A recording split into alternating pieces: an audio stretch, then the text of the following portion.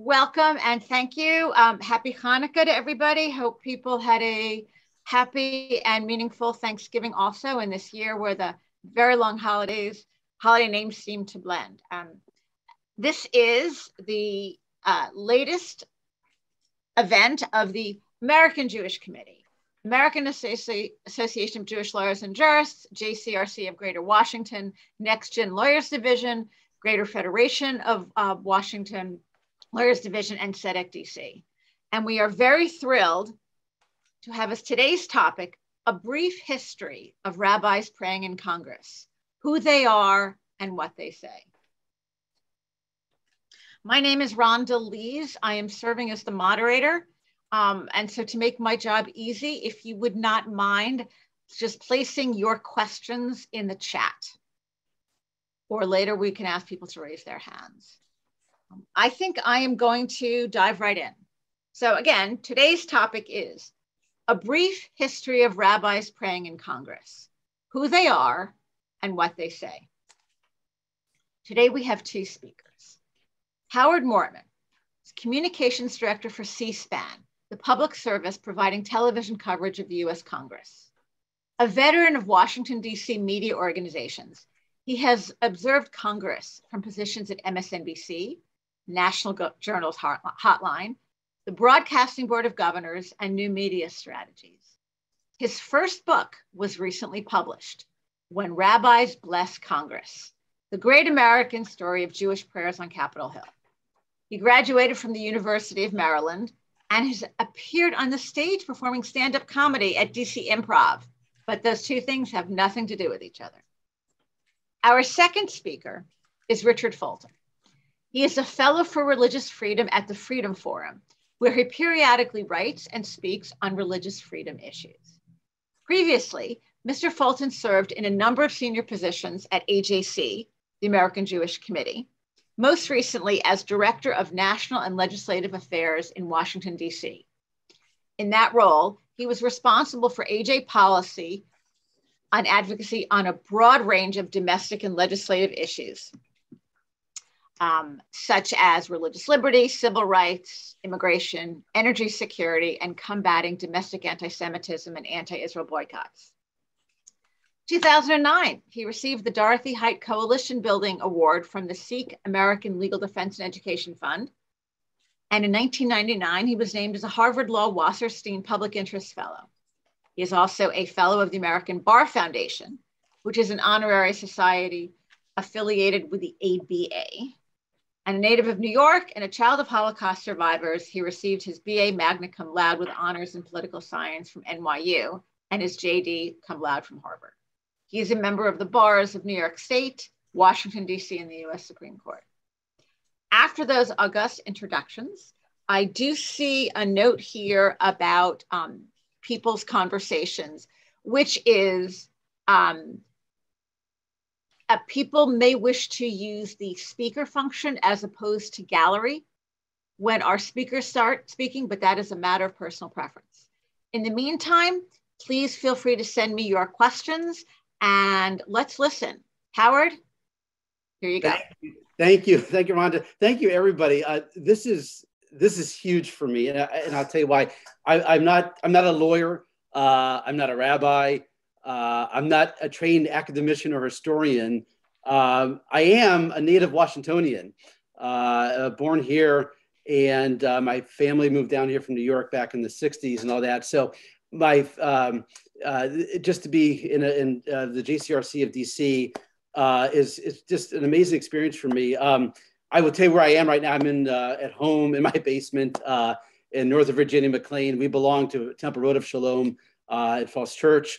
I grew up going to Temple Micah in DC. I'm a Reformed Jew and all that, but native of DC. So this is a great crowd. I have a presentation.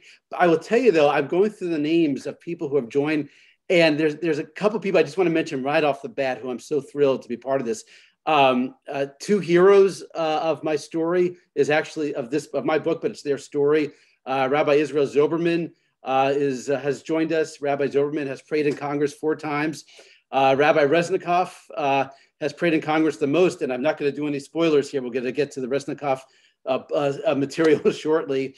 And there's a rabbi here whose name is familiar, and I don't know. There's a Rabbi Hillel Cohen.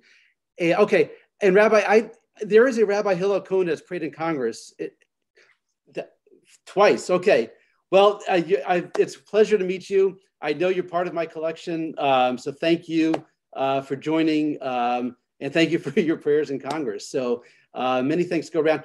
In the interest of time, I'm just going to go get started. I have a presentation, a PowerPoint that's full of video and slides of examples, and I think, Rhonda, that we're going to go back and we'll talk and have a conversation, and you'll mix some questions in and all that. I'm going to plow ahead just so we get to the bulk of this to kind of explain the story. And I'm going to, and forgive me if this doesn't work, I'm going to screen share. And hopefully people can see my screen right now. Rhonda, is that a thumbs up if you can see my screen? Okay, cool. All right, I'm going to present mode. And still a thumbs up, Rhonda, is it working so far? Okay, cool. Let's dive right into the material here. All right, the book, When Rabbis Bless Congress, The Great American Story of Jewish Prayers at Capitol Hill, published by Academic Press. Set the scene here. First, we're going to show what happens at the beginning of every session of legislative session of Congress.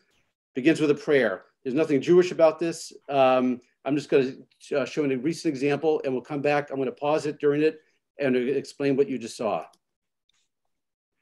Would you pray with me?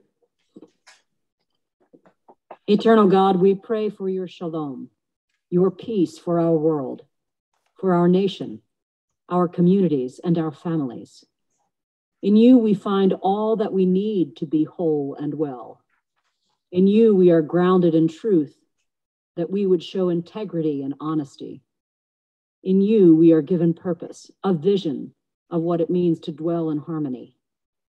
In your peace, we have all that we need to live and thrive. So if we align ourselves to your paradigm of peace, grant us then your favor. If we humble ourselves, grant us success in our endeavors to do your will. If we trust in you, give us a wealth of confidence in our abilities to carry out your intent. If we follow your guidance, prosper us with your bounteous grace, that we would experience the certainty of your blessing. Then may our world, our nation, our communities, and our families live into that blessing this day. In the peace of your name we pray. Amen. Okay, what was that we just saw? What we just saw is the prayer that opens the House of Representatives every day, given by the chaplain, Margaret Gruen Kibben. This was September 27th, 2021, recently. By the way, I kind of fibbed at the beginning. I said there's nothing Jewish about this. She said the word shalom in there. And we're going to get into more. Sometimes Christian prayers bring in some Hebrew or Hebrew scripture, Hebrew Bible. There's a chaplain in the Senate and a chaplain in the House. The chaplain in the Senate is Barry Black. Both of the official chaplains are taxpayer-paid positions, have staff, taxpayer-paid staff, and deliver at the beginning of each session. Both are retired from the Navy, in fact. And for the first time, the Senate chaplain, Barry Black, is African-American, Seventh-day Adventist. And on the House side, Margaret Gruen Kibben, a woman for the first time. The official chaplain is Presbyterian. So this is the scene setter here. Brief history of prayer in Congress. It goes back to the very beginning of the legislative branch. The first thing that the Continental Congress, in fact, did was open with a prayer. During the Constitutional Convention, Ben Franklin advocated prayers, and the Senate in 1789 and the House shortly thereafter elected their own chaplain. All of this occurred before the Bill of Rights was ratified. So the tradition of prayer opening the legislative branch goes back to the very beginning. And our story is about guest chaplains. Our story is about the rabbi, when the chaplains who pray in Congress are not the official chaplains, but a fill-in. And we'll get into why this occurs. Basically, it's two main reasons. The official chaplain is not available for any reason, and there's a guest, or a guest chaplain fills in to show the diversity of religions. that are in America. And that's where our story begins of rabbis. The first rabbi guest chaplain was in 1860. And that gentleman, that rabbi, was Rabbi Morris Raphall, February 1st, 1860. James Buchanan was president right before Abraham Lincoln. This was on the eve of the Civil War when he gave his first prayer the first rabbi prayer in Congress. You see his language here talking about brethren dwelling together in unity. You can always imagine in the chamber what it was like with north-south looming over. And here comes a rabbi for the first time giving a prayer, shocking the system. He made front page news in the New York Times. Unfortunately, for Rabbi Zoberman and Rabbi Resnicoff and Rabbi Cohn who have prayed, they don't make front page in the New York Times anymore when they pray in Congress, but Rabbi Raphall did. And Rabbi Raphall, born in Sweden, and came from Congregation B'nai Jeshurun in New York City. Very famous, kind of they call him, there are Raphall scholars. He was kind of a celebrity scholar of his day. He went around the country giving sermons, and so it kind of made sense that he would be the first. Members of Congress didn't know what to make of a rabbi in front of them, joking and making comments to each other according to contemporaneous reporting of that. But he was the first, 1860. By the way, sometimes I get asked, so he was the first one in the House. The first one in the Senate was in 1870. Rabbi Isaac Mayer Wise, a leader of the Reform movement from Cincinnati, was the first rabbi to pray in the Senate 10 years after Rabbi Morris Raphall. Let's do an example of what a more recent rabbi guest chaplain looks like. And I've chosen one that I know this group, Washington Board of Rabbis, is affiliated with our sponsors here today. So let's play from 1988, Rabbi Stuart Weinblatt. Adjourned, having arrived, the House will be in order. We have a guest chaplain today, Rabbi Stuart Weinblatt, President of the Washington Board of Rabbis of Potomac, Maryland. The prayer I humbly offer to you, dear God, on behalf of the leaders of this great nation and in this hallowed assembly is one of thanks.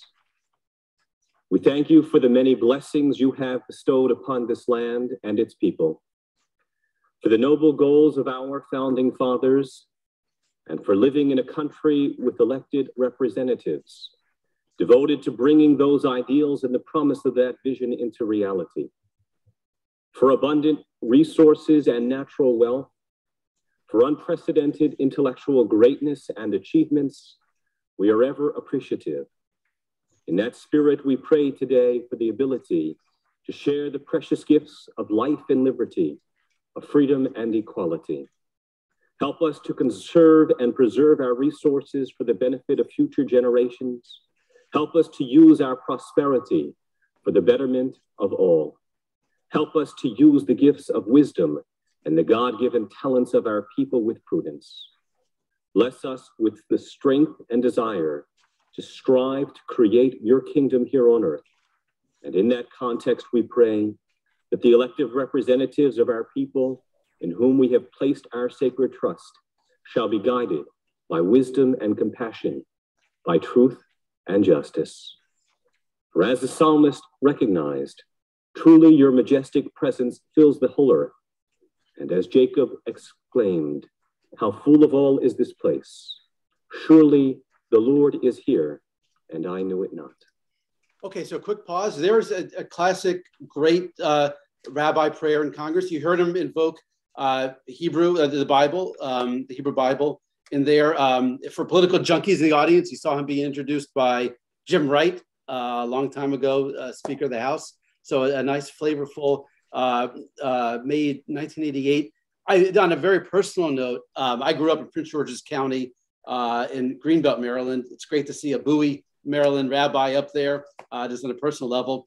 My current synagogue, Temple Road of Shalom, the Rabbi Laszlo Berkowitz recently died, but he gave the prayer a couple of days after Rabbi Weinblatt was in the house on Flag Day. So kind of a neat moment here. I'm going to go to let me show you one more rabbi from the Washington area, Rabbi Bruce Lustig of Washington Hebrew Congregation. This is over 2 years ago. You're on C-SPAN. I'm going to fast forward a little bit here. Washington. Yeah, okay. Eternal God, without whom life has no spiritual source, no divine meaning, purpose, or destiny, with whom there is power for the present and hope for the future. Refresh our faith that the strains of life may not break our spirits. Restore our confidence that our world is undergirded by eternal purpose. Bless those who give service of heart to this great nation. Give them strength to temper their judgments by the compassion of the human soul. Know that none are free until all are free, free from fear, want, bigotry, and callous hatred of the other. Let the courage of their convictions make America worthy of her past and blessed by her future. Let not cynicism blight, nor faithlessness uproot our confidence to live as we pray, so that unashamed, our leaders may transmit to generations to come an America better than ours. Here. Oh, sorry about that. All right, let me just, since I screwed that up, hold on 1 second. I'm just going to pause it there. 1 second. Okay. All right. Rabbi Bruce Lustig, Washington Hebrew Congregation. Every senior rabbi of Washington Hebrew Congregation, going back to the late 19th century, has prayed in Congress. And I have to mention, the Washington Hebrew Congregation partnered with me in my book. Let's do some numbers here, and then we'll get going. How many rabbis have prayed in Congress? 634 times. A rabbi has opened Congress in prayer between February of 1860 and October of 2021. The most recent rabbi to pray in Congress is on the Zoom right now. We'll get to him in a moment. That's 441 rabbis from over 400 synagogues. Now, you all are lawyers, so you're smart. You say, well, those numbers don't add up. Mortman, you're wrong here. 634 times a rabbi's open prayer. In a prayer, 441 rabbis. Why are the numbers different? Because many rabbis, I think about 100 or so, have prayed in Congress 2 or more times. In fact, I believe, so Rabbi Cohn on the Zoom, Rabbi Resnicoff, and Rabbi Zoberman have all prayed in Congress multiple times. So that's the difference in the numbers there. But it's still a good amount. A couple of years ago, passed the magic 613 number of times that rabbis prayed in Congress. For those of you who love numbers, saber mathematicians and so on, let's do some quick stats here. 66 rabbis have prayed in both the House and the Senate. And 14 times rabbis have prayed in the House and the Senate on the same day, from 1892 to 1994. Most prayers by a rabbi guest chaplain. My favorite slide, because I get to mention Rabbi Resnicoff here. Rabbi Resnicoff still going strong. He's a Joe DiMaggio of rabbi guest chaplains with 18, holding the record right now. His most recent was in the House back in October. Rabbi Resnicoff, retired Navy chaplain, fought in Vietnam, fought in the Mekong Delta, was in Lebanon and Beirut when the barracks were bombed. Rabbi Resnicoff also gave the prayer at the dedication of the Vietnam Veterans of War Memorial back in 1982. Rabbi Moshe Feller, a Lubavitch rabbi from Minnesota, has given the prayer 9 times, 8 times in the Senate, once in the House. Rabbi Arthur Schneier, a Holocaust survivor up in New York, from New York City, 7 times, 2 in the House, 4 times, twice in the Senate, 5 times in the House. And Rabbi Haberman passed away, Washington Hebrew Congregation, 7 times, 6 times in the Senate and 1 in the House. Rabbi Zoberman, you're not far behind, so let's get those numbers up there. Okay, pal? For you. Okay, you're just at 4. All right. Top states for Congress prayers by rabbis. New York, first place, Pennsylvania, followed by Maryland for local folks here, 37 prayers given by 29 rabbis. And at the end, you see Washington, D.C. there, just over 50 prayers by around 25 rabbis from the local D.C. area have prayed in Congress. Top synagogues, I love running all these numbers. Washington Hebrew Congregation, 24 times a Washington Hebrew Congregation rabbi has prayed in Congress. 8 B'nai Jeshurun, and 7 Addis Israel. I pulled out here the prayer given from Addis Israel from Rabbi Solomon Metz, who was the JCRC president, I think a year or 2 before he gave the prayer in Congress. If you know your history, you will. June 5th, 1944, next day, D-Day. His prayer, you can just imagine again the sense of history looming over Congress at the time. The cursor's over, he talks about decisive victory, abiding peace, stricken healing. So a lot of words of, then he talks at the bottom of Micah and civilization.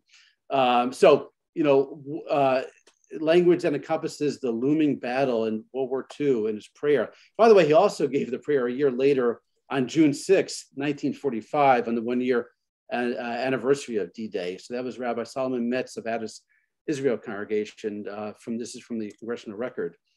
Quickly, Washington Board of Rabbis, since they are kindly involved in among the sponsors today, have a proud history of praying in Congress. Here's you'll see here on the top left some of the past presidents of the Washington Board of Rabbis who have prayed in Congress. And I'll even include a vice president, Rabbi Kerbel here, 1984, sponsored by Barbara Mikulski. But here you see Rabbi Samuel Skolnick from the Congressional record, 1962. He prayed in the House. You see on the right, Mark Hatfield. He even mentions in here, I believe the Jewish study programs for the Greater Washington community, and past president of the Washington Board of Rabbis, mentioned by Senator Hatfield when he sponsored Rabbi Haberman. So Washington Board of Rabbis well represented in the pantheon of rabbis who have prayed in Congress. Denominations, I love talking about this. This is what this slide is showing you is the breakdown of Orthodox, Reform, Conservative denominations for rabbis who have prayed in Congress. It is roughly a third, equal parts across, 35, 34, 30%. No, what this tells me is that nobody is dictating who should be praying. Nobody is saying we need a Reform rabbi or we need an Orthodox rabbi. This is naturally occurring breakdown for the 634 rabbis. I think it's kind of cool that this happens organically, that all the main branches are represented without any mandates or quotas saying who should be praying. First woman rabbi, we've shown men. First woman rabbi, for Jewish historians in the audience, might know the name Rabbi Sally Priesand, was the first woman rabbi ordained in America in 1972, Hebrew Union College. She also gave the first prayer by a woman rabbi in 1973. She was sponsored by a name that many might recognize, Congresswoman Bella Abzug, Democrat of New York, a leader of the feminist movement, breakthroughs, pioneering movement of the early 70s. It would make sense that she would sponsor her local rabbi, the first woman, Sally Priesand, who gave the prayer. This, by the way, was the day, October 23rd, 1973. Ancillary to this prayer was the day that the House voted to send to the House Judiciary Committee the consideration of the impeachment of Richard Nixon. So she was there making history and also there on a historical day. Now, one little asterisk for people who, and I know lawyers there are looking closely at the prayer, you notice, so one thing, I got her name right, but the Congressional record gets her name wrong. They misspell her name, P-R-E-I-S-A-N-D, when that is incorrect. It's P-R-I-E-S-A-N-D. So unfortunately for Rabbi Priesand, it's tough to find her prayer on the Congressional record because they misspell her name. But nonetheless, she's here for you right now. Since we are talking about women rabbis, how many, 634 rabbis have prayed? How many have been women? 15 prayers by 14 women. You can run the numbers any way you want. You can say, well, what took so long? The first prayer by woman was 1973. Of course, the first woman wasn't ordained until 72. Still, the numbers are much smaller than the male rabbis, men rabbis. On the bottom right is the only woman rabbi who was prayed twice in Congress, Rabbi Hannah Spiro of Hill Havara in Washington, D.C. I will, in the next slide, I will show her prayer. I'll let you see for yourself here. Paul D. Ryan, Speaker of the House of Representatives. The prayer will be offered by the guest chaplain, Rabbi Hannah Spiro from Hill Havara, Washington, D.C. God, we thank you for the Jewish festival of Sukkot, which begins today, and for your commandment to build temporary structures, to eat and sleep in them under the stars, and to welcome in guests, honored guests, guests in need. You teach us that these are one and the same. Your festival teaches us to come to terms with impermanence of these temporary structures, our actual homes, our wealth, our social standing, and even our lives. When we remember, as Ecclesiastes teaches, that we came from dust and will return to it, we can't possibly feel justified in holding on to our resources with a clenched fist. You move us to open our hands and homes in generosity, inclusion, and justice. May the Sukkot season and the beauty of changing autumn leaves inspire each one of us to welcome, to serve, and for this brief time we are allotted to generously live. Okay, quickly, a couple things I love about this. First of all, is she mentions Sukkot. She mentions Ecclesiastes, so a couple of Jewish teachings incorporated there. I love that she wears a yarmulke, and you can see that. And the reason I point that out is because that's the value of the video, of being able to see this for yourself, rather than just read it in the Congressional record. So you get really a better flavor of the rabbis, who they looked like, and if they were yarmulkes or not part of the study. Let me move on. So we covered a couple different kind of groups. One of my favorite groups to talk about, military rabbis who have prayed in Congress. Here are examples of 4 rabbis wearing their uniforms, wearing their colors during their prayers. Rabbi Stephen Rain, who's from Agudas Achim here in Alexandria, Virginia. He's also with Arlington Cemetery. He is the rabbi who presides over every Jewish death burial, in Arlington Cemetery for an Air Force, a Jewish member of the Air Force. Colonel Leadwand on the right. On the bottom right, Rabbi Harold Robinson of the Navy, giving the Senate prayer about 15 years ago. So there are examples of military rabbis praying in Congress. 12% of the rabbis who have prayed in Congress have also served as a military rabbi, going back to the first military rabbi in 1895, Leonard Levy, fought in the Spanish-American War too. Quickly, Army, 62% of the military chaplains who have been rabbis have been from the Army. Here's a couple examples of more famous ones, West Point related rabbis. And there have also been guest chaplain rabbis who have served in the Guard. Here's some examples. The top right is Rabbi Mark Getman of Temple Manuel in Canarsie. You might recognize Rabbi Getman from The Marvelous Mrs. Maisel. He plays a rabbi in The Marvelous Mrs. Maisel. He's also prayed in Congress. He is, in fact, now the first rabbi to be both on C-SPAN and Amazon Prime Video, and starring roles in both examples there. Other demographics to look at quickly: immigration, 26 prayers from rabbis born in Poland, 24 prayers from rabbis born in Germany and Austria, and then going down to Russia. Which leads me to this. I want to pause for a second here, take a little more time on this.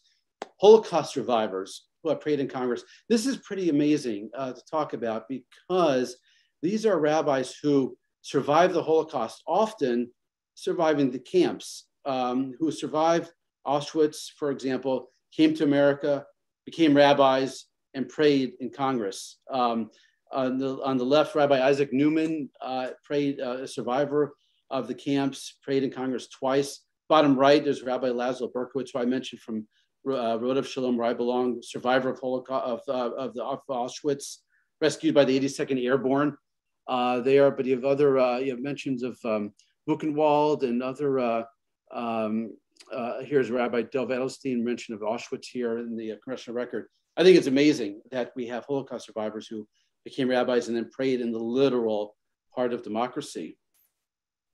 This is really fast. This is one of my favorite anecdotes here. 1957, a rabbi prayed, Rabbi Mordechai Brill prayed. He was a captain in the U.S. Army. In 1957, he prayed in the House. The very next speaker was Konrad Adenauer, the Chancellor of Germany, who was given a guest presentation in Congress. Rabbi and Chancellor Adenauer doesn't mention the great catastrophe, even though he was preceded by a prayer at the speaker's lecture. It's kind of interesting asterisk in history. All right. Thanks to Rabbi Resnicoff. I guess you're wondering, well, what can you say? What can you not say? Lawyers probably wonder that. Rabbi Resnicoff provides this from his time, his stint as a guest chaplain. Prayers cannot exceed 150 words, free from personal political views. You're there to pray and not to lobby, not to vote, entirely in English. Should not make any introductory remarks, just begin the prayer. You can't say it's really great to be here and having you from out of town. You can't do shtick, but you have to get right to the prayer.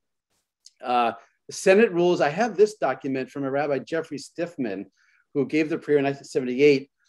This document was provided by Rabbi Stiffman, sent to him from Chaplain Edward Elson, the then official chaplain of the Senate.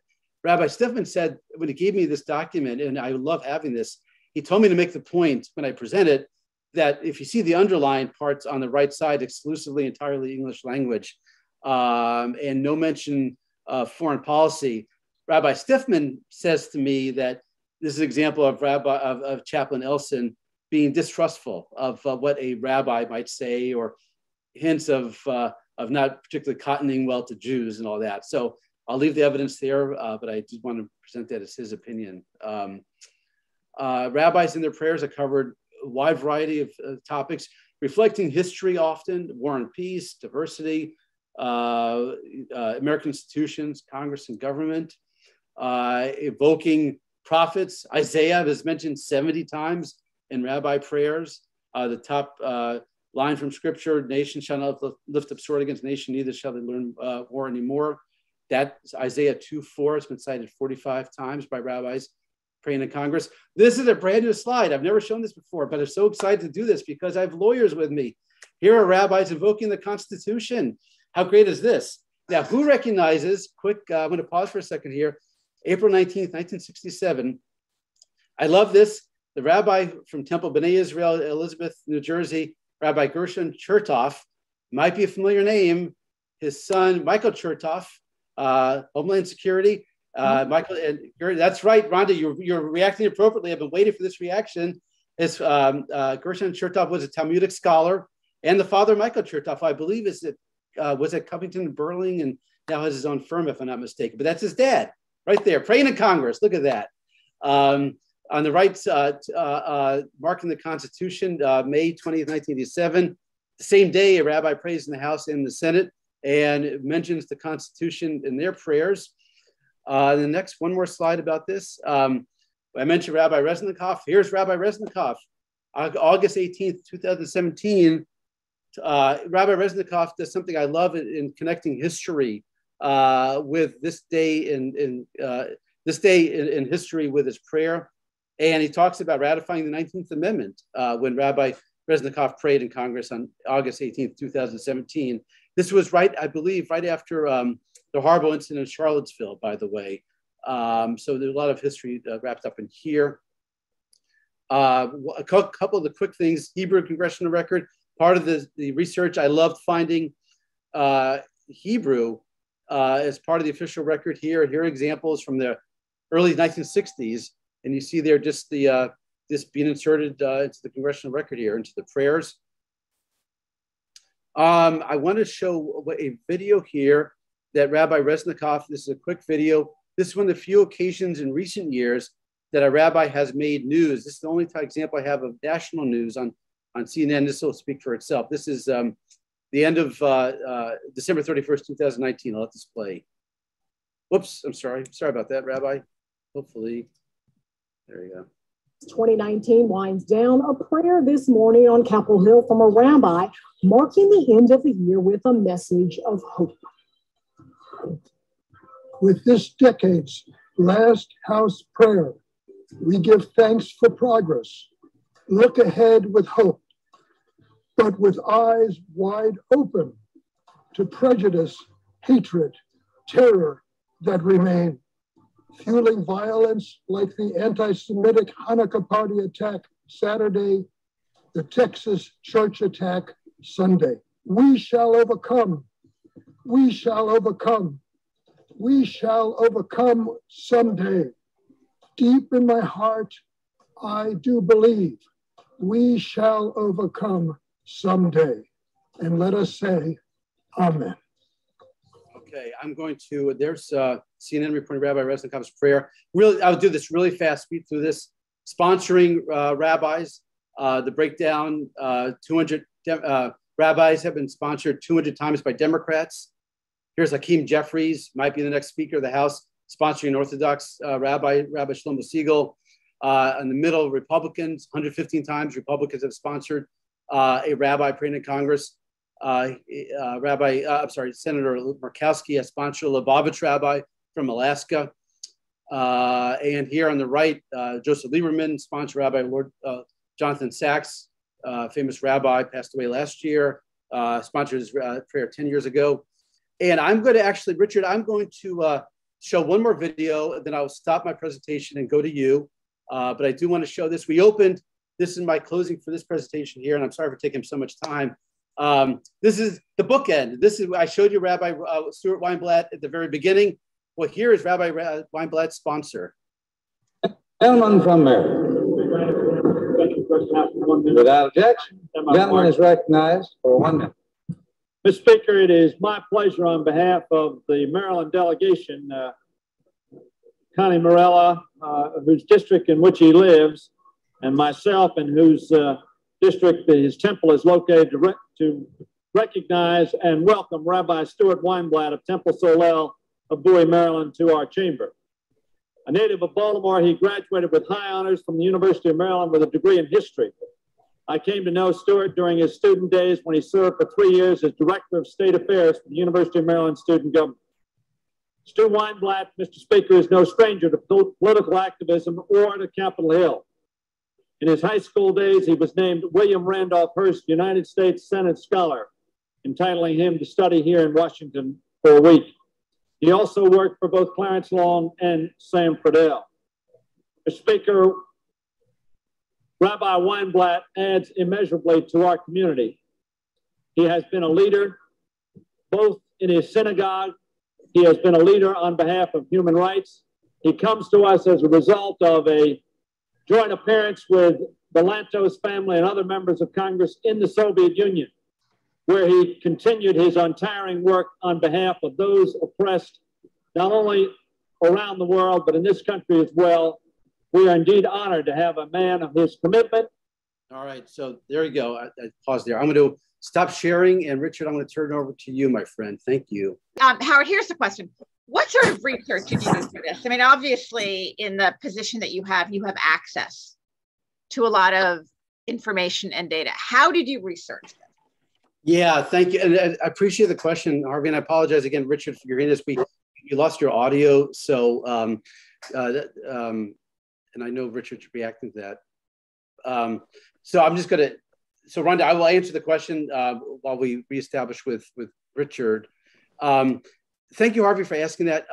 Two main sources, and actually I love talking about this part of it because it was actually, believe it or not, a lot of fun. The C-SPAN video goes back, so C-SPAN began in 1979. So we have video archives of all these rabbis who have prayed in Congress from 1979 on.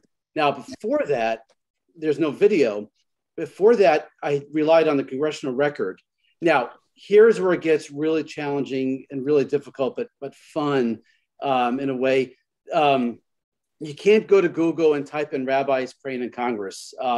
Nothing gibberish comes up, maybe 2 or 3 examples. And here's the reason why. It wasn't until very deep in my research that the GPO or the Library of Congress, I should say, put all the congressional records online. Now you can find all the congressional records online going back to when it began. The congressional record began, I think, in 1860 for those Congressional Globe. But even though they're all online, they're on PDFs. They're really impossible to search. So what did that mean? It meant I went through every session of Congress and looked for all the prayers and picked out the rabbis. Now, here's where it still gets even trickier still. They, in more current years, they are identified as rabbis. Rabbi Israel Zoberman gives the prayer in the House or the Senate and so on. The earlier days, a couple things. they are not identified as rabbis, or they are identified as ministers. It wasn't until like the late 1940s that it was until the late 1940s that many Reform rabbis were still called ministers or reverends. So you have to go through, and at that point, you have to look at the last names. You have to play, you think this guy's Jewish or not, and then you start Googling. So you have to match up the names of the rabbis. Now, another further trap is that a lot of times in the old days, the Christian chaplains had Jewish sounding names. I remember there was a Christian chaplain. His name was like Benjamin Israel or something like that in the 1890s. And I went down that rabbit hole, and turned out he was Presbyterian or something. So now an even further trap going on. Sometimes chaplains, military chaplains who have prayed in Congress, who are rabbis, are not identified as rabbis. An example, Rabbi Harold Robinson, who I showed earlier from the Navy, is identified in the Congressional record as Navy chaplain, not identified as a rabbi. And it's not, and Robinson is not a common, it is a Jewish name, but it's not like, this doesn't hit you, that's a Jewish name. So the research was done essentially by reading every prayer ever given in Congress. Now, I'm not that big a lunatic, if you think, what the craziest hobby ever. Well, I did it all in the middle of the night. The family was sleeping. I went downstairs and searched all the Congressional records. I didn't do it on family time, didn't do it on work time. I say that because my wife would say I should be fixing the refrigerator and not searching rabbis who have prayed in Congress. But that's what I did. So that's the book itself, about 6.5 years to research and to write. The research was getting the list. I created the first ever list of rabbis who prayed in Congress. And out of that, then created the narrative, looking at two main buckets, who they are and what they said. And that was kind of the two main buckets I tried to put the information in. But thank you for asking that, Harvey. Thank you. Great. We're going to try something very.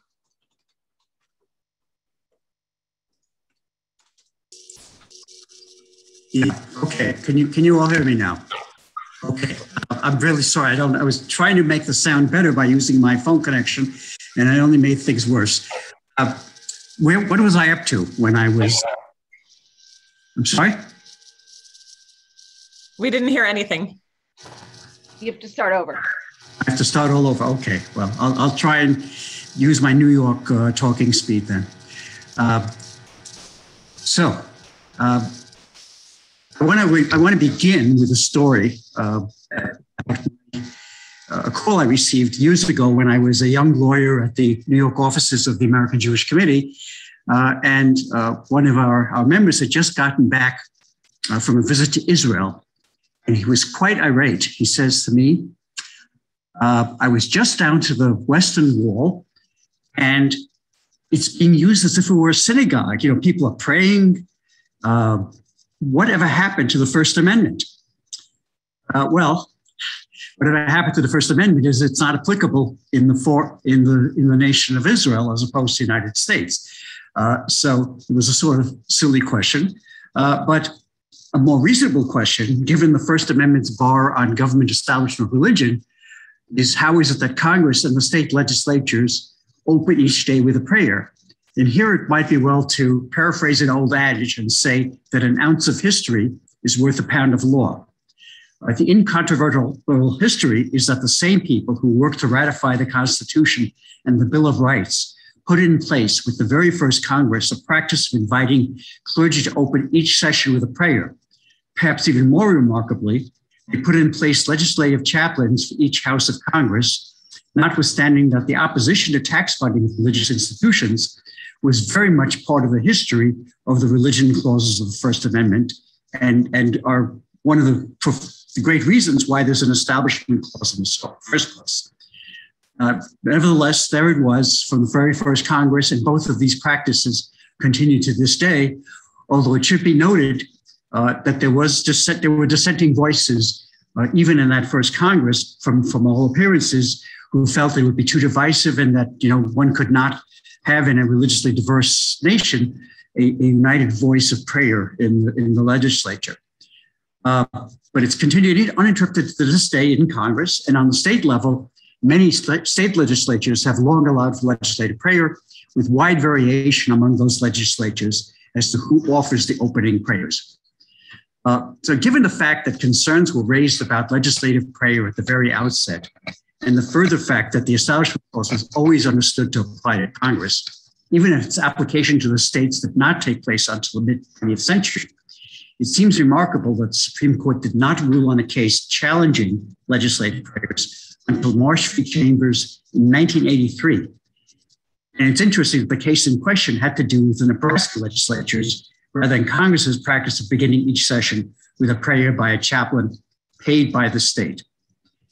In response to a claim by the Nebraska legislator that this chaplaincy practice violated the Establishment Clause, the district court held that the Establishment Clause was not breached by the prayer, but was violated by paying the chaplain from public funds.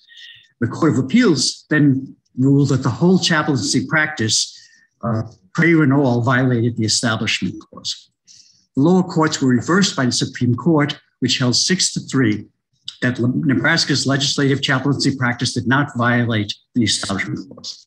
The High Court looked at the long-standing practice of opening sessions of Congress with prayer, extending back to the first Congress.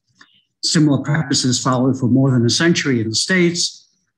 And the court found that the historical evidence shed light not only on what the drafters of the First Amendment intended the Establishment Clause to mean, but also how they thought that clause applied to the chaplaincy practice authorized by the first Congress.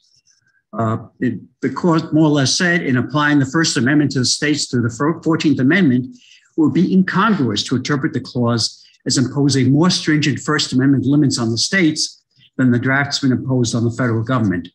In light of the history, there can be no doubt that the practice of opening legislative sessions with prayer has become part of the fabric of our society. To invoke divine guidance on a public body entrusted with making laws is not, in these circumstances, a violation of the Establishment Clause. It is simply a tolerable acknowledgement of beliefs widely held among the people of this country. The court also relied on the historical background in finding that the fact that a clergyman of only one denomination had been selected by the Nebraska legislature for 16 years, and also the facts that the chaplain was paid at public expense, that the prayers were in the Judeo-Christian tradition, which usually means Christian tradition, did not serve to invalidate Nebraska's practice. There was a dissent by Justice Brennan in which he very interestingly acknowledged that he was very reluctant to overturn a practice in place from the first Congress. It asserted that at the end of the day, this practice simply could not be reconciled with the words and spirit of the First Amendment. And in a separate dissenting opinion, Justice Stevens focused on his attention on the fact that clergy of only one religion had been selected as chaplain for 16 years. He therefore would not have forbidden legislative prayer altogether, but would have forbidden the appointment of legislative chaplains. It took about 20 years till the next case on these matters. In 2014, the court found 5-4 in a case called Town of Greece versus Galloway, that the Establishment Clause, as shown by the history and context, was never meant to prohibit legislative prayer, that indeed it creates the proper deliberative mood and acknowledged religion's role in society. Moreover, the court found that the content of legislative prayer need not be non-sectarian. The question was raised during Howard's presentation as to limitations on what somebody delivering a prayer can say. With whatever regulations are in place, a person doing a prayer in a Christian tradition, for instance, it's not prohibited from praying in the name of Jesus Christ, notwithstanding that they're speaking before Congress, because the court said such a requirement would impermissibly place the courts in the role of arbiters of religious speech. In a portion of the opinion that Justice Kennedy, was part of the opinion that Justice Kennedy wrote was not for the majority, but was only for himself and two other justices. He further argued that legislative prayer is primarily for the members of the legislative body, and therefore such prayers do not coerce the public into religious observance. Though the respondents testified that they felt offended by these prayers, the plaintiffs, the respondents, the court noted that there is a difference between offense and coercion, and that the former does not violate the Establishment Clause. In a couple of other notes, the court did note that prayers denigrate other faiths or that aggressively promote a particular religion are not permitted. But even so, the court should only intervene when there's a pattern of impermissible prayers. A simple bad act is not enough to set aside the practice.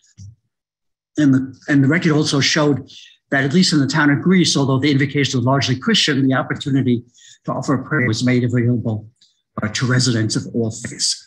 In the interest of time, I won't go into the dissent, but suffice it to say that they had the usual split of the court at that time, with the four liberal justices dissenting from the determination of the court that the town of Greece's practice was sufficient to allow it to be upheld.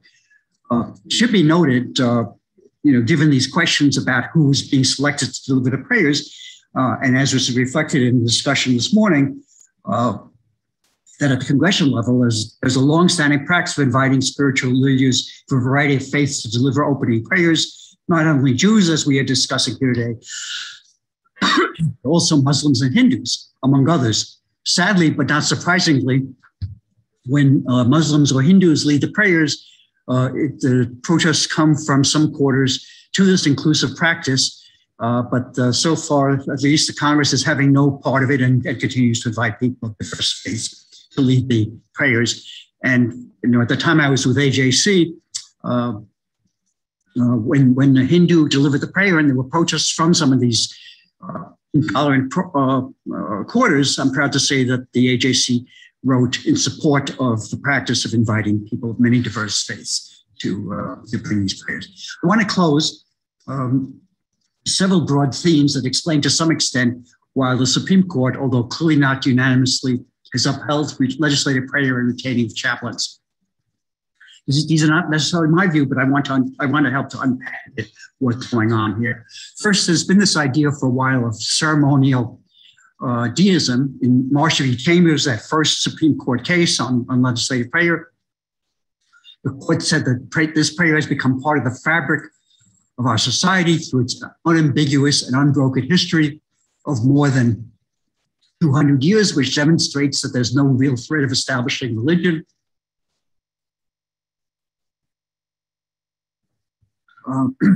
And that opinion didn't use the term ceremonial deism, but it's been booted about in legal journals for a number of years. And only 1 year later, in 1984, the phrase was used, ceremonial deism was used in an opinion in a case in which the court upheld a city-sponsored Christmas display. Interestingly, the phrase was then used in a case by Justice Brennan, it was used by Justice Brennan in his dissent. So he was dissenting from the placement of the Christmas display, but he argued that certain official references to a deity, such as the inclusion of God in the Pledge of Allegiance, might be constitutional, quote, as a form of ceremonial deism. And according to Brennan, these expressions might not violate the Establishment Clause because they have lost, through rote repetition, any significant religious content. So in other words, they're okay because they're really religious. There's really religious speech without really meaning what you say. After Brennan's dissent, the phrase began to appear more frequently, notably in Justice O'Connor's concurring opinion, which in the case which towns had been brought to the Pledge of Allegiance's reference to one nation under God. She said there was a constitutionally permissible expression of ceremonial deism, and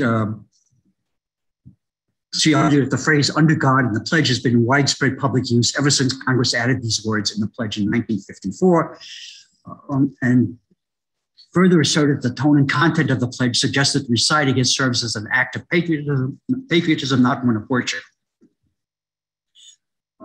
While this approach secures the Pledge of Allegiance and in God we trust on coins and in courtrooms, one must wonder how it squares to those more particular religious references that I already mentioned, such as legislative prayer in the name of Jesus Christ. There's also a second issue, and these last couple issues will be much briefer.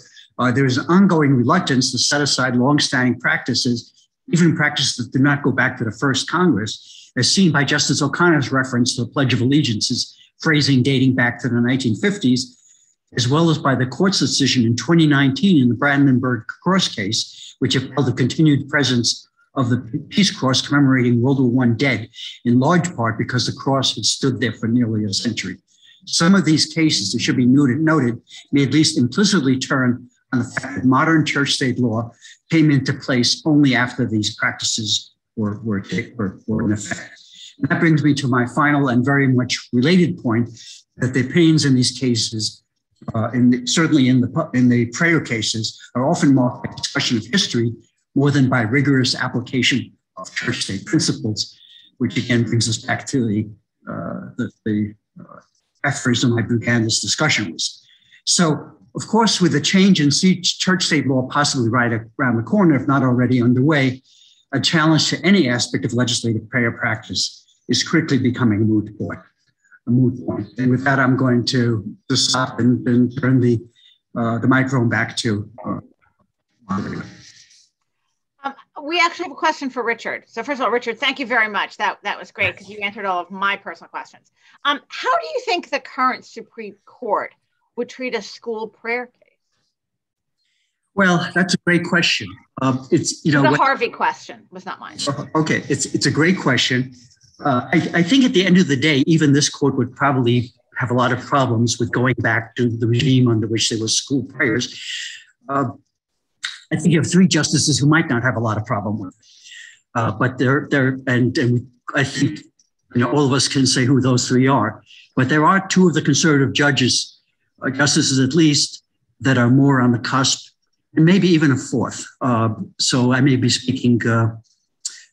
I think Chief Justice Roberts, perhaps Kavanaugh, perhaps even Barrett would think twice about something that looks a lot like actual coercion to have people, children, involved being involved in prayer that they don't want to be part of. So they might be a little freer with allowing prayer at graduations or other things like that. But the idea of prayers that take place in the classroom with a teacher leading them, that are in effect chosen by the school, which was the practice before the great school prayer decisions of the 1960s. I think even this court might well want to leave those in place, but I think there's a lot of our current church state law that would be under threat, if not those particular cases.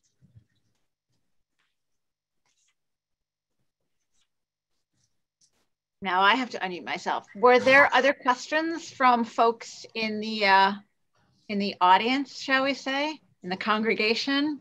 Or no, I didn't mean to say that. We have a little bit of time, but I'm going to ask Howard before.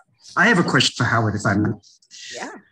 It seemed to me, I looked at that list of countries rabbis had immigrated from and names of the rabbis, that they're very Ashkenazi-centric, I think is the term, or Ashkenazi-normative.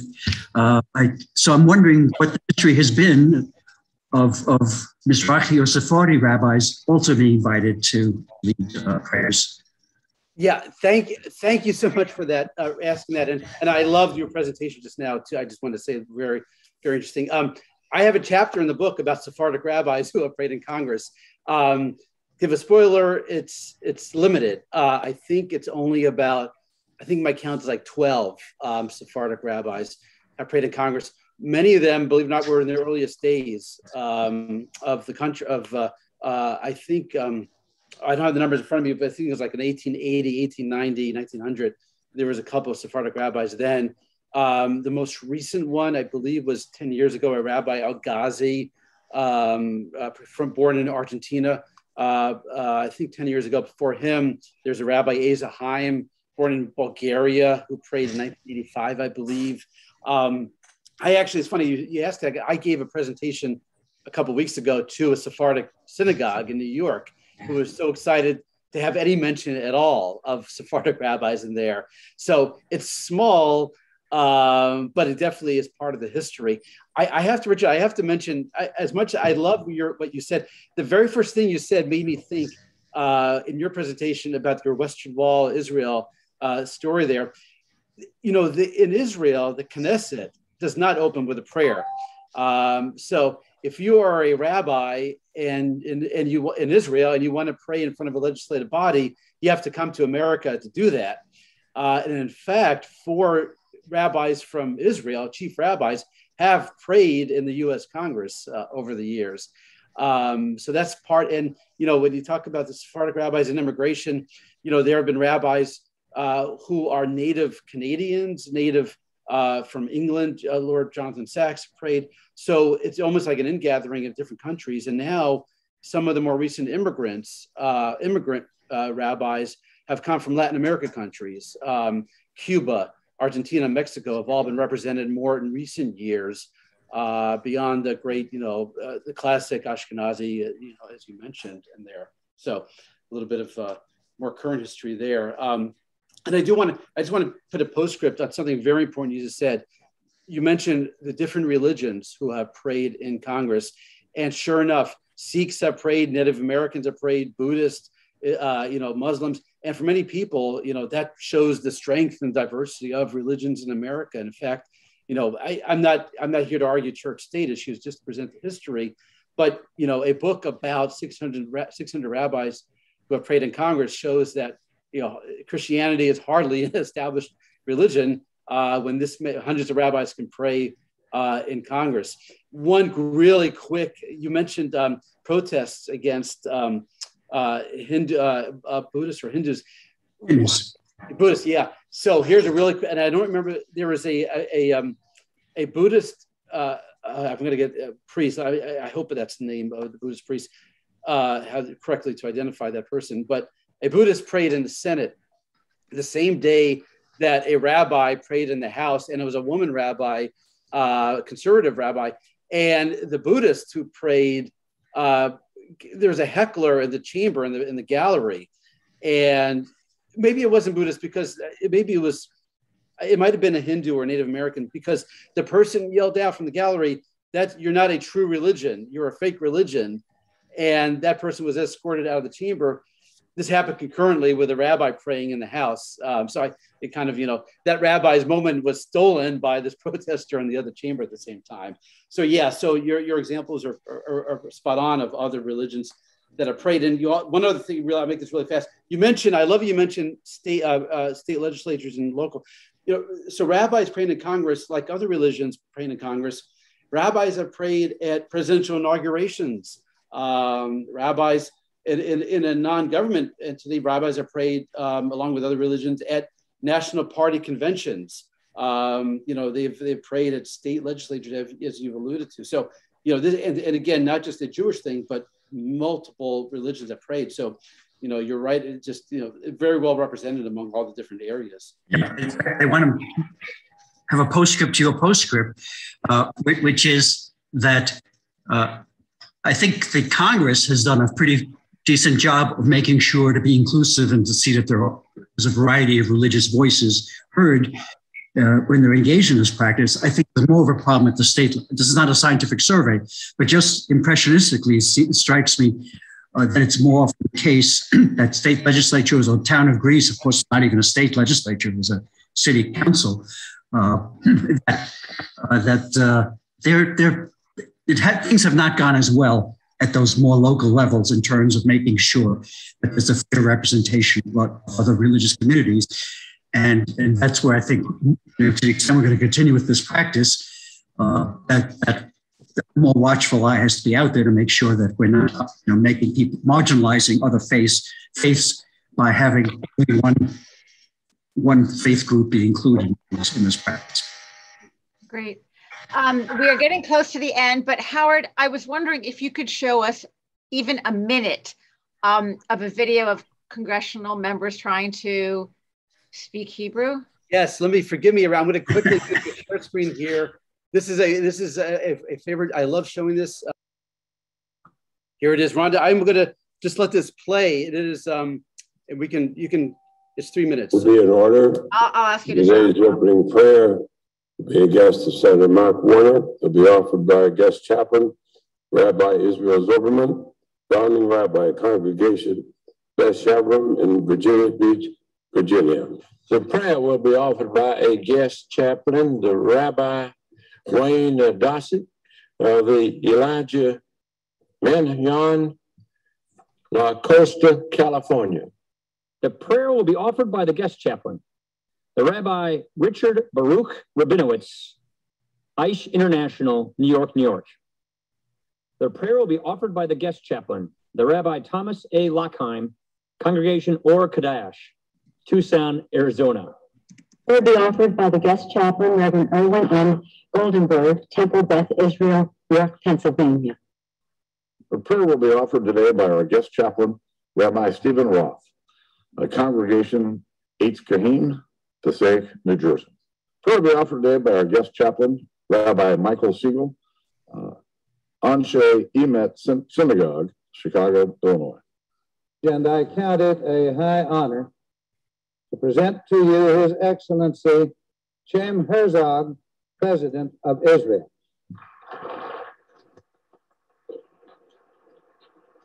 Today's prayer will be offered by guest chaplain, Rabbi Shimshon Sherrill, Congregation Keyhole Zeke Ron Mordecai, Brooklyn, New York. Prayer will be offered by guest chaplain, Rabbi Moshe Feller, Lubavitch House, St. Paul, Minnesota. Today's prayer will be offered by guest chaplain, Rabbi Mel Heck, Temple Beth Ann, Las Vegas, Nevada, a guest of Senator Harry Reid. As Rabbi Harlech mentioned in his invocation, today is significant. It's significant because it's the day of the Shabbat community, important, the day in the Shabbat community. It's the 15th anniversary of the passing of Lubavitch Rebbe, Rabbi Schneerson, one of the great Jewish leaders of our time. Rabbi Feller has been a leader in the Twin Cities Jewish community for over 30 years. Accompanying the rabbi today were 20 students from the Habab Academy located in St. Paul, Minnesota, and completed postgraduate Judaic studies at... Sorry about that. Oh, Howard, it's okay because we're out of time, but that does, I love that. That was great. Thank you very much. And Harvey, thanks for the encouragement. So I very much want to thank, first of all, our co-sponsors, but also Howard Mortman, Richard Foltin. This was great. I took really good notes. And thank you very much for your support of this group. I hope that you will stay interested in our work. You're now on the list. And we are definitely going to find a time to put together our next event in January. Beyond that, wishing everybody, hope you had a nice Thanksgiving. Happy Hanukkah. And thank you again.